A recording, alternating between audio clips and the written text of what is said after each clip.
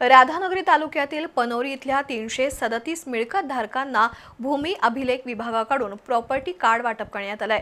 तालुक्यातील सर्वच गावांमध्ये प्रॉपर्टी कार्ड देण्याची मोहीम राबवण्यात येईल असं तहसीलदार अनिता देशमुख यांनी यावेळी जाहीर केलं।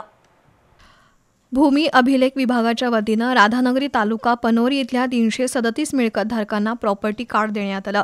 तहसीलदार अनिता देशमुख, पोलीस निरीक्षक संतोष कोरे यांच्या हस्ते प्रॉपर्टी कार्डचं वितरण झालं। भूमी अभिलेख विभागाच्या या उपक्रमाचं तहसीलदार अनिता देशमुख यांनी कौतुक केलं। तालुक्यातील इतर गावातील रहिवाशांना प्रॉपर्टी कार्ड देण्याची मोहीम राबवण्याची सूचना तहसीलदार देशमुख यांनी केली।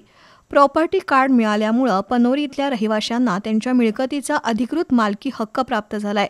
विविध शासकीय कामांसाठी प्रॉपर्टी कार्ड हा महत्त्वाचा दस्तऐवज मानला जातोय।